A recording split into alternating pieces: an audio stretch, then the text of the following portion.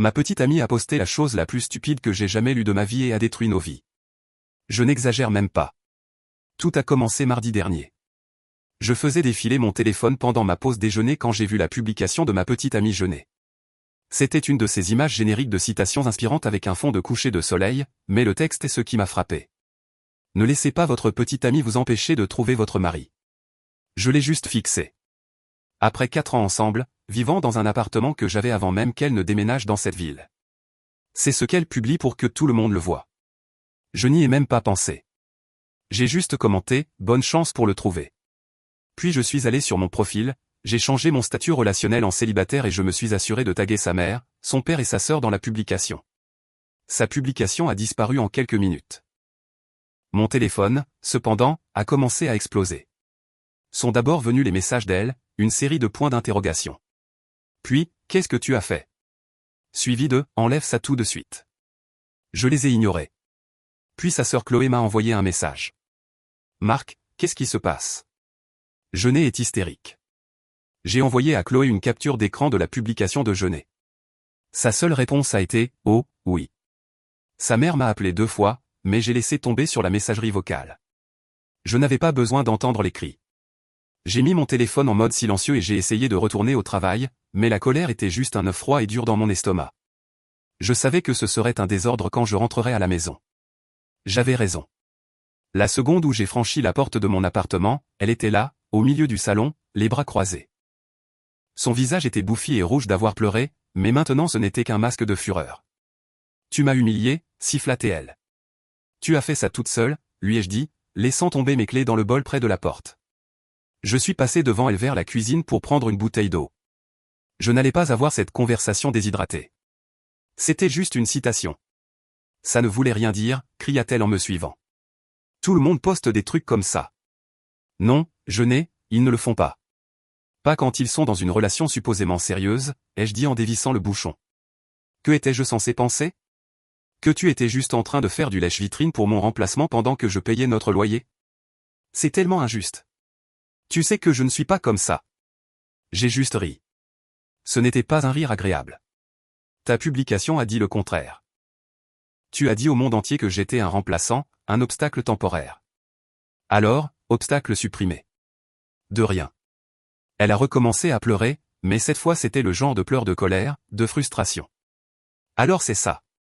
4 ans et tu jettes tout ça à cause d'une stupide publication. Et tu as dû taguer ma famille.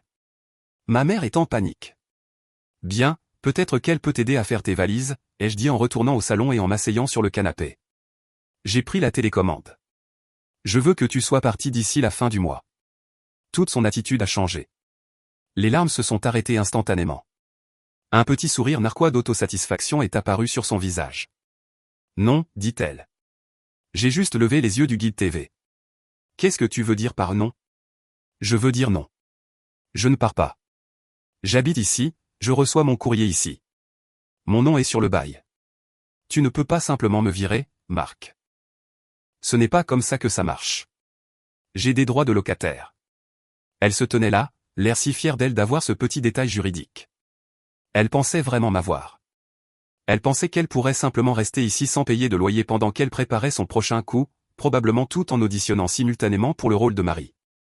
L'idée qu'elle amène un autre gars dans mon appartement, dormant dans le lit que j'ai payé pendant que j'étais coincé ici, a fait que quelque chose dans mon cerveau a craqué. On verra bien, ai-je dit, ma voix dangereusement calme. Elle a juste haussé les épaules, s'est retournée et est entrée dans la chambre, claquant la porte. Je suis resté longtemps sur le canapé, la télévision fredonnant en arrière-plan, et j'ai commencé à élaborer un plan.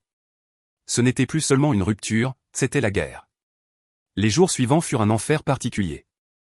Elle pouvait être d'une douceur écœurante une minute, me demandant ce que je voulais pour le dîner, et un monstre la minute suivante, faisant exploser de la musique jusqu'à 2 heures du matin.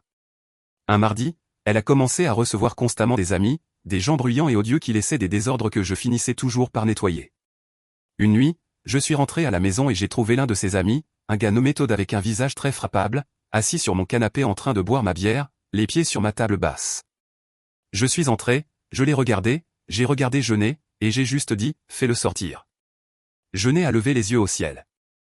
Marc, ne sois pas un connard. C'est Todd. On traîne juste. Je me fiche qu'il soit le pape. Fais-le sortir de mon appartement tout de suite. La dispute qui a suivi a été épique. Elle s'est terminée par des cris où elle disait qu'elle pouvait recevoir qui elle voulait parce que c'était aussi son appartement. Ce fut sa grande erreur. Le lendemain matin, j'ai envoyé un email à mon propriétaire, Monsieur Henderson. C'est un vieil homme grincheux qui possède l'immeuble depuis 40 ans et déteste le drame plus que tout. J'ai écrit, objet, question sur le contrat de location. Appartement 4B. Bonjour Monsieur Henderson. J'espère que vous allez bien. J'ai une brève question concernant notre contrat de location. Ma colocataire Jeunet et moi avons récemment mis fin à notre relation personnelle. Elle a commencé à recevoir des invités à toute heure, créant d'importantes nuisances sonores et violant ce que je crois être le principe de jouissance paisible pour moi-même et potentiellement pour les autres locataires. Pourriez-vous clarifier la politique concernant les invités nocturnes et le bruit excessif tel qu'énoncé dans notre contrat de location signé? J'ai joint une copie pour votre commodité. J'ai joint le PDF de notre bail que j'avais enregistré sur mon ordinateur. Je l'avais déjà relu 3 fois. 1 heure plus tard, j'ai reçu une réponse. Monsieur Henderson était, pour le moins, efficace. Son email était direct. Marc, section 7 clause C de votre bail. Les invités du locataire ne sont pas autorisés à rester plus de 3 nuits consécutives sur une période de 30 jours sans le consentement écrit préalable du propriétaire. Les locataires sont responsables de la conduite de leurs invités.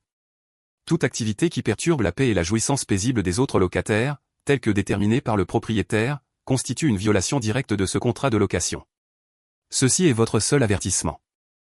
Toute plainte supplémentaire de votre part ou de la part d'autres locataires concernant le bruit ou les invités non autorisés à long terme entraînera un avis formel de remédier ou de quitter émis aux 2 locataires. Cet avis vous donnera 3 jours pour remédier à la violation, c'est-à-dire que l'invité part définitivement, ou quitter la propriété. Cordialement, Henderson, gestion de l'immeuble. J'ai enregistré cet email en PDF. Cette nuit-là, Jeunet a ramené Todd. Il faisait du bruit dans le salon, riant de manière odieuse devant une terrible émission de télé-réalité. Je suis sorti de ma chambre, téléphone en main. Jeunet, il faut qu'il parte, ai-je dit calmement. Nous en avons déjà parlé. Je ne fais pas. Je l'ai coupé. Il doit partir maintenant ou nous serons tous les 2 expulsés. J'ai levé mon téléphone, lui montrant l'email de Monsieur Henderson. J'ai observé son visage pendant qu'elle le lisait. La couleur s'en est vidée. Sa confiance satisfaite s'est évaporée, remplacée par un éclair de panique. Tu es allé voir le propriétaire, a-t-elle chuchoté, horrifiée. Tu as dit que c'était ton appartement aussi, ai-je répondu, imitant son ton de l'autre nuit. Cela signifie que tu es aussi responsable de suivre les règles. Il est parti dans les 5 prochaines minutes, où j'appelle Monsieur Henderson pour signaler une violation du bail. C'est ton choix. Todd, qui avait regardé l'échange comme un match de tennis, a soudainement eu l'air très mal à l'aise. Il s'est levé, attrapant sa veste. Et mec, c'est bon. Je partais de toute façon. Il a pratiquement couru jusqu'à la porte. Jeunet m'a juste regardé, sa bouche s'ouvrant et se fermant comme un poisson. Elle n'avait rien. Je lui avais enlevé son nouveau jouet préféré.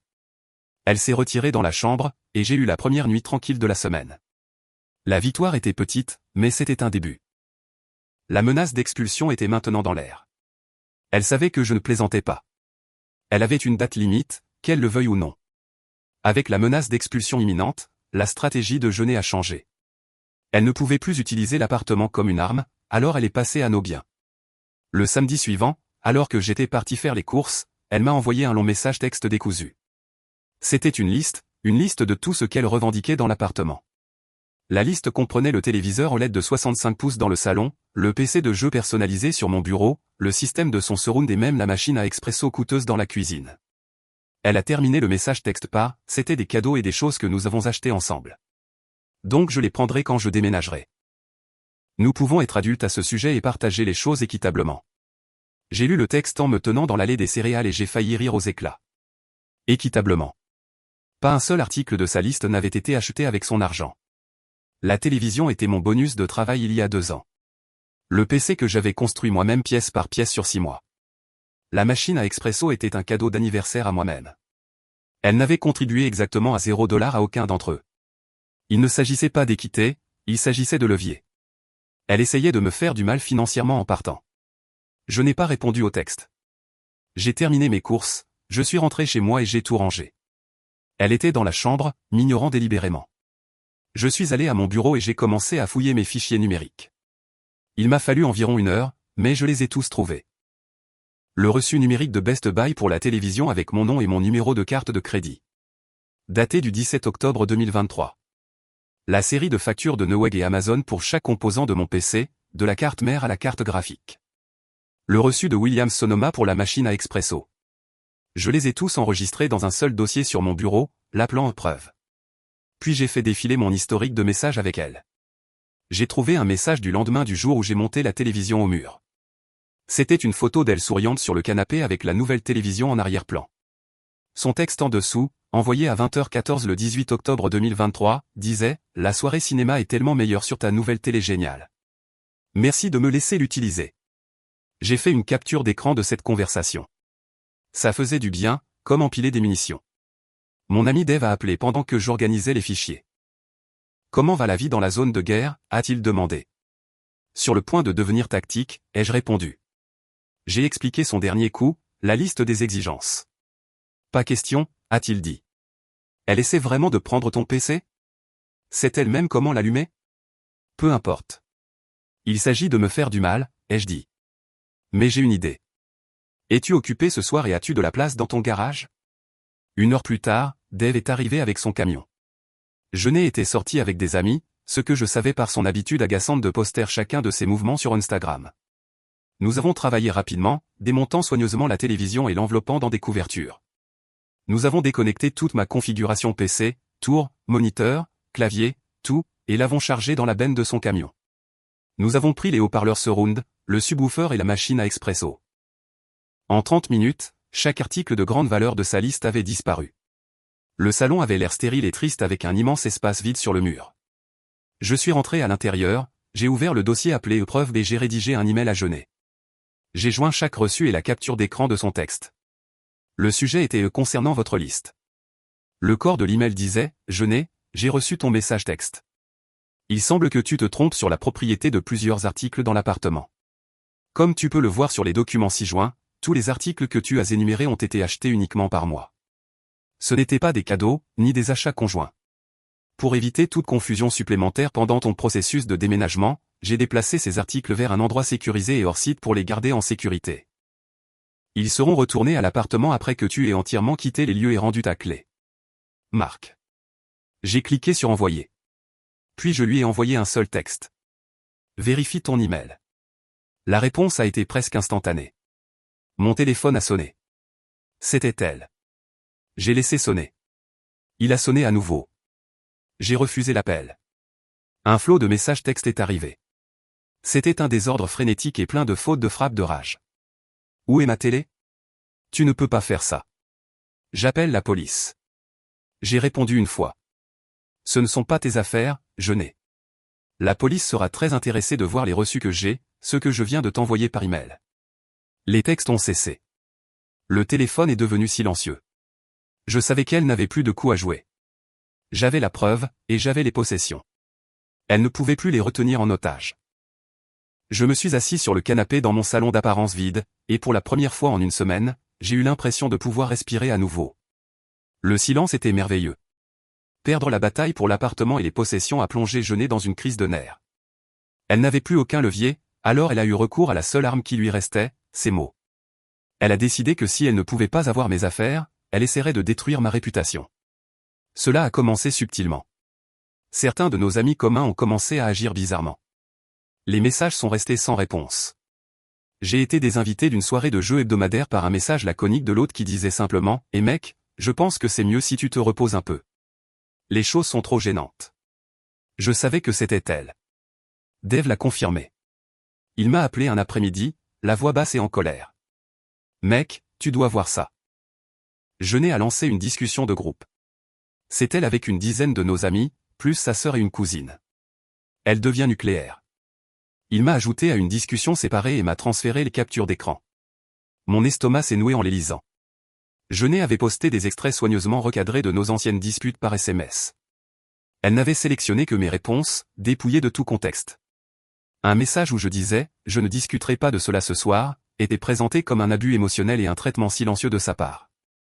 Un SMS où je lui disais « Tu ne peux pas dépenser autant d'argent sans m'en parler », ce qui concernait des vacances ridiculement chères et non remboursables qu'elle avait essayé de réserver sur notre carte de crédit commune. Cela était présenté comme une tentative de contrôle financier de ma part.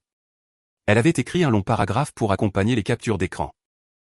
Je sais que vous aimez tous Marc, mais vous ne savez pas comment il était en privé. Ce n'est qu'un petit aperçu de la façon dont il contrôlait tout et m'épuisait émotionnellement.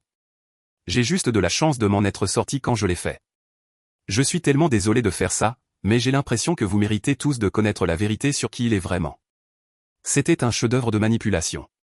Elle jouait parfaitement la victime, et d'après les réponses dans la discussion, certaines personnes y croyaient. Il y avait des messages de soutien, des gens disant « Je suis tellement désolé, je n'ai, et nous n'avions aucune idée. J'étais malade. » C'étaient des gens que je connaissais depuis des années, des gens que j'avais considérés comme des amis, et ils se retournaient contre moi sur la base d'une poignée de messages recadrés et sortis de leur contexte. L'ancien moi aurait été dévasté, mais le nouveau moi, celui forgé dans le feu des dernières semaines, est devenu froid. Je n'ai pas répondu dans la discussion de groupe. C'est ce qu'elle voulait, une dispute publique désordonnée où j'aurais l'air défensif et en colère, prouvant son point de vue. Je n'allais pas lui donner cette satisfaction. Au lieu de cela, j'ai pensé à la seule personne de sa famille qui semblait toujours avoir la tête sur les épaules, son père, Alan. Nous n'étions pas proches, mais nous nous étions toujours bien entendus. C'était un homme calme et sérieux qui appréciait l'honnêteté et détestait le drame. Il était l'exact opposé de la mère de Jeunet qui lui cédait tous ses caprices. J'ai passé le reste de l'après-midi à rassembler mes propres preuves. J'ai parcouru des années de messages textes. J'ai trouvé les conversations complètes et non éditées pour chaque capture d'écran qu'elle avait postée. Je les ai mises côte à côte avec ses versions recadrées, en soulignant les parties qu'elle avait commodément omises. L'argument du contrôle financier. Le texte complet montrait ses excuses juste après. Tu as raison. J'aurais dû demander d'abord. C'était stupide de ma part. Le traitement silencieux. Les messages précédents montraient qu'elle me criait dessus par SMS pendant 3 heures d'affilée parce que je devais travailler tard et que j'avais manqué le dîner avec ses amis. Mon message a été envoyé à 1h du matin quand je ne pouvais plus discuter. J'avais aussi une arme secrète.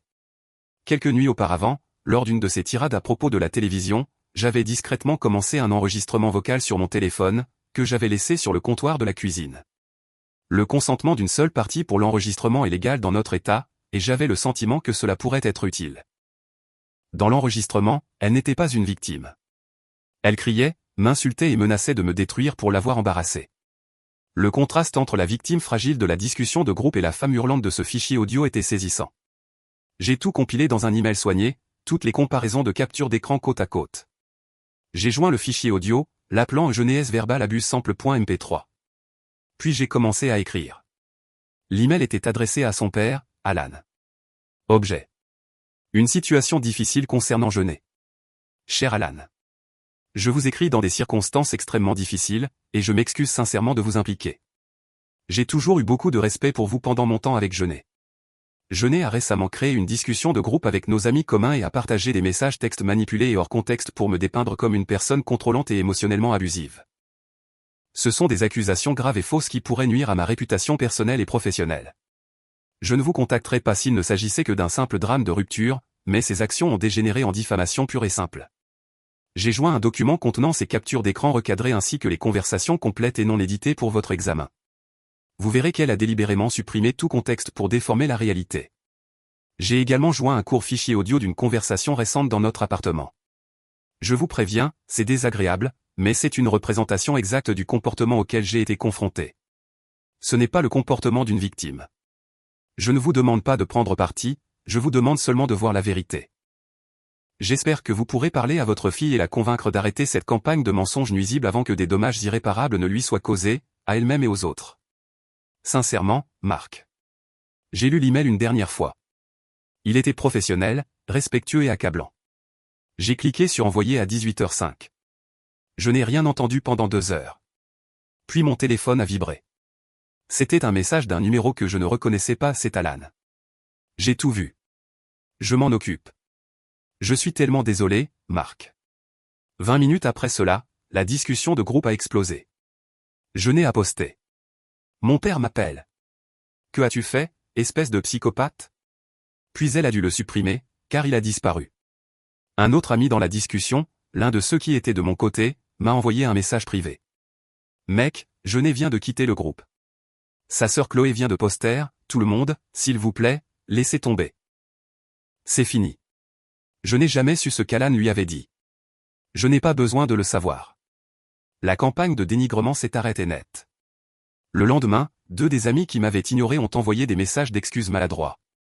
J'ai accepté, mais je savais que les choses ne seraient plus jamais les mêmes. Je n'ai été hors de ma vie sociale pour de bon. 3 jours plus tard, je suis rentré du travail et j'ai trouvé toutes ces affaires parties. La clé était sur le comptoir de la cuisine avec une note qui disait simplement « Je te déteste ». C'était la plus belle chose que j'ai jamais lue. La vie a repris son cours normal, ou une nouvelle version de celle-ci. J'ai récupéré ma télévision et mon PC de chez Dev, j'ai aménagé mon salon comme je l'avais toujours voulu, et j'ai apprécié la paix et la tranquillité. Les mois ont passé, j'ai eu quelques rendez-vous, je me suis concentré sur le travail et j'ai renoué avec les amis qui m'avaient soutenu. Je pensais à peine à jeûner, sauf pour un occasionnel pincement de dégoût lorsque je me souvenais de son comportement. Puis, environ 6 mois après la rupture, le drame m'a retrouvé. Dev m'a envoyé une capture d'écran d'Instagram. C'était une publication de jeûner. Elle arborait une bague de fiançailles ridiculement grande et voyante. Elle posait avec un gars que je reconnaissais vaguement. C'était Todd, le gars que j'avais viré de mon appartement il y a tant de mois. La légende était pure, jeûner sans phare. J'ai dit oui. Parfois, il faut laisser le petit ami derrière soi pour trouver le mari de ses rêves. J'ai hâte de commencer mon éternité avec mon roi. J'ai levé les yeux au ciel si fort que j'ai failli me faire mal. C'était pathétique, mais c'était aussi un soulagement. Elle était le problème de quelqu'un d'autre maintenant. La publication a été suivie d'un flot d'histoires sur ses projets de mariage. Ils allaient vite. Elle a annoncé qu'ils organisaient une énorme fête de fiançailles à De Grob, un restaurant et espace événementiel chic et haut de gamme du centre-ville. Elle a veillé à taguer le lieu dans chaque publication, montrant les choix de menus, les arrangements floraux, la liste des cocktails personnalisés. C'était une production de médias sociaux à grande échelle conçue pour montrer à tout le monde à quel point elle avait gagné la rupture. Quelque chose dans tout cela me dérangeait. Tout semblait désespéré et précipité. Je savais pertinemment que Todd avait un emploi de vendeur sans avenir et 2 colocataires. Il n'y avait aucun moyen qu'il puisse se permettre une fête à De Grob, sans parler de la bague à son doigt. Et je savais que les finances de Jeunet étaient un désastre. Elle vivait de salaire en salaire et avait une montagne de dettes de cartes de crédit. Alors qui payait pour tout ça ? Par curiosité, j'ai fait quelques recherches. De Grob avait une équipe d'événements publics, et j'avais en fait travaillé avec l'une de leurs gérantes, une femme nommée Maria, pour organiser une fête d'entreprise il y a quelques années. J'avais encore son email. J'ai également parcouru le site web de Grob et trouvé leur dossier de politique d'événements privés disponible en téléchargement. J'ai scanné le PDF, et une section m'a interpellé. C'était leur politique de paiement, et elle était inébranlable. Section 4, calendrier des paiements. Un acompte non remboursable de 50% du total estimé est requis pour réserver une date. Le solde restant de 50% est dû et doit être payé intégralement au moins 14 jours ouvrables avant la date de l'événement. Tout solde impayé le jour de l'événement pour des services supplémentaires, par exemple, les dépassements de bars ouverts, doit être réglé avant la fin de l'événement. De Grob se réserve le droit d'annuler tout événement pour lequel le paiement final n'a pas été reçu à la date limite. Je me souvenais du chaos de notre fête d'entreprise, à quel point Maria avait été stricte quant à la réception du chèque final par l'entreprise 2 semaines auparavant. Il ne plaisantait pas. La fête de Jeunet était prévue un samedi dans seulement 3 semaines. Je me suis demandé si elle avait lu les petits caractères. Une semaine avant la fête, une idée terrible, belle, mesquine, a commencé à germer dans mon esprit. C'était un coup de chance, mais la pensée était trop délicieuse pour être ignorée. J'ai créé une nouvelle adresse email anonyme. Cela a pris 5 minutes. La nuit de la fête de fiançailles, j'ai regardé les photos commencer à apparaître sur les médias sociaux de certaines de nos anciennes connaissances mutuelles. Jeunet dans une robe blanche, Todd l'air suffisant, tous deux avec des sourires forcés. Ils étaient là. Les invités arrivaient. Tout semblait se dérouler comme prévu. À 19h30, une demi-heure après l'heure prévue du début de la fête, je me suis connecté à mon compte email anonyme. J'ai envoyé un message à Maria, la gérante de l'événement à De Grob. Le sujet était une petite mise en garde amicale concernant votre événement de samedi soir, je n'étais. L'email était court et direct. Madame Garcia, je suis une ancienne cliente et je voulais transmettre des informations qui pourraient être pertinentes pour votre événement de ce soir. La future mariée, Jeunet, a un historique documenté d'instabilité financière et s'attend à ce que ses partenaires couvrent ses dépenses. Je voulais juste m'assurer que vous avez obtenu votre paiement final pour les festivités de la soirée. Elle parle beaucoup mais ne tient pas toujours ses promesses. Pour vous donner un peu de contexte sur son caractère, j'ai joint une capture d'écran. Il s'agit d'une publication publique sur les médias sociaux qu'elle a faite alors qu'elle était dans une précédente relation à long terme, juste avant qu'elle ne quitte ce partenaire. J'espère que la soirée se passera bien pour vous. J'ai joint la capture d'écran originale, celle qui a tout déclenché. La stupide citation avec le fond de coucher de soleil. Ne laissez pas votre petit ami vous empêcher de trouver votre mari. J'ai cliqué sur envoyer, fermé mon ordinateur portable et suis allé regarder un film. J'avais planté la graine. Maintenant, il ne me restait plus qu'à attendre de voir si elle allait pousser. Je n'ai pas eu à attendre longtemps. Environ 1h30 plus tard, mon téléphone a commencé à vibrer. C'était Dave. J'ai répondu. Tu ne vas pas croire ce que je viens d'entendre, a-t-il dit. Et il riait si fort qu'il pouvait à peine parler. L'un de ses collègues était à la fête en tant qu'invité et lui avait donné des mises à jour en direct. Selon Dave, Maria, la gérante, a reçu mon email. Effrayée, elle a discrètement mis Todd de côté et lui a demandé de confirmer que le paiement final avait été effectué. Todd, l'air confus, a dit qu'il pensait que le père de Jeunet couvrait tout en guise de cadeau. Alors, Maria est allée trouver Jeunet. Elle a mis Jeunet de côté au milieu de sa propre fête, a demandé le solde impayé de plus de 5 000 $. Jeunet, acculé, a admis qu'elle pensait que Todd avait payé. Tout s'est effondré là, dans le restaurant chic. Todd et Jeunet ont commencé à se disputer à voix basse et en colère. Puis Todd est allé chercher le père de Jeunet, Alan, qui a confirmé qu'il ne leur avait donné qu'un chèque de quelques milliers en guise de cadeau pour la fête, et non pour payer le tout. Il avait supposé, à juste titre, que deux adultes fiancés seraient capables de couvrir les coûts de leur propre fête. La dispute a dégénéré. Todd, réalisant qu'il avait été joué par Jeunet, car elle s'attendait clairement à ce qu'il produise magiquement l'argent, a perdu la tête. Les voix se sont élevées, les invités ont commencé à regarder. La gérante, voyant un désastre se dérouler et une facture impayée, a tapé du pied. Payez maintenant, ou la fête était finie. Le bar a été fermé, et la cuisine a été invitée à cesser d'envoyer de la nourriture. L'humiliation publique était trop forte. Todd et Jeunet ont eu une dernière dispute explosive près du vestiaire. Il l'aurait traitée de menteuse, manipulatrice et croqueuse de diamants, lui aurait jeté la boîte de la bague, pas la bague elle-même, juste la boîte, et aurait quitté le restaurant, la laissant là dans sa robe blanche, avec sa famille et tous ses amis qui regardaient. La fête était officiellement morte. Les invités sont sortis maladroitement dans la nuit. Dave riait encore à l'autre bout du fil. Il l'a littéralement abandonné à sa propre fête de fiançailles. On ne peut pas inventer ça. Après avoir raccroché, je me suis assis dans le calme de mon appartement, la lueur de l'écran de télévision éclairant la pièce. Mon téléphone a vibré une dernière fois. C'était un message de Dave. J'ai entendu dire que la fête était un désastre. Le fiancé est parti. J'ai souri. Un vrai sourire authentique. J'ai tapé ma réponse. On dirait qu'elle cherche toujours son mari.